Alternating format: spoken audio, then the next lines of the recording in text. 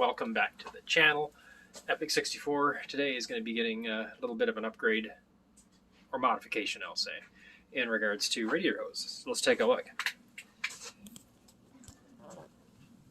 Air cleaner's crooked. How'd that happen? Anyway, the upper radiator hose, the outlet comes right over this fitting here, where the temperature sensor has to come up. So I bought a two-piece aluminum outlet that rotates, and I bought the corrugated stainless steel radiator hoses. They're metal, and I'm going to see how that works. I also bought the heater hoses. They're going to come alongside the motor and over to here. I got to take the fuel inlet pipe off, and I got a fitting 45-degree angle comes up and over like this for the 5/8 hose going back to the heater core. So I got to get that done. This is going bye-bye, and this hose doesn't really fit. It's kind of twisted.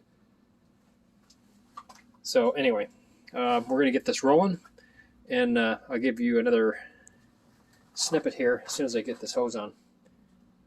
I think it's going to look great. Stay tuned. Okay, this hose is going bye-bye. I got the stainless corrugated one that's going to be going in.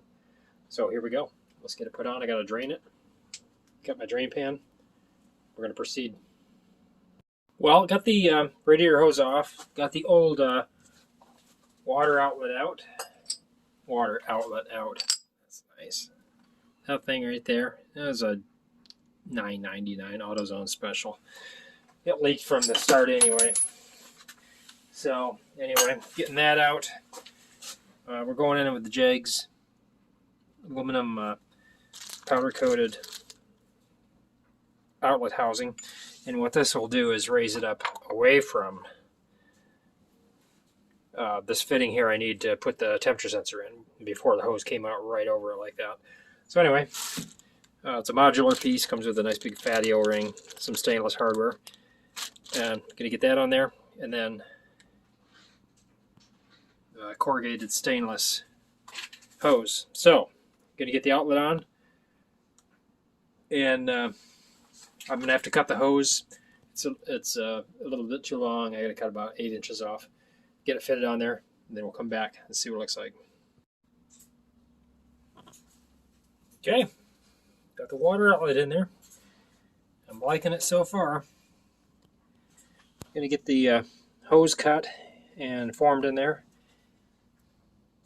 Then I'm going to pull off the fuel rail so I can get to this fitting. Temperature sensor, take that out. That's just for the temporary gauges there. And then put my outlet in there for the heater hose. Hey, look at that. Here's the after. Got the hose in there. I could have rotated this forward more to clear the air cleaner more, but it's fine. Not going to affect anything. But I think it looks really good. I like it. Okay, heater hoses are next. Okay, so got one of the heater hoses in. Runs along the top of the intake. Right there. Then the other one will come straight back. Going to have drill a hole here. Put a nut rivet in there, and then a little bracket to hold the pipe, and then it'll come over right to here. Looks really sharp. I wasn't quite sure if I was going to like this or not, but I think it looks sharp as heck. Because everything's black and whatnot. The conduit, it matches that. That's going to have a little bit of conduit along the firewall going over to the maxi fuses, and then down there. Down here for the wiring, so it all kind of ties in. I've got to finish this up here now. Alright guys, that's the complete installation.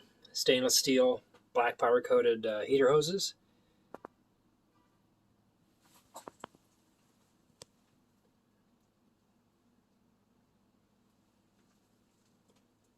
And same brand upper radiator hose. I'm not going to do the lower, there's no sense in it. This is more just for flash for the most part, but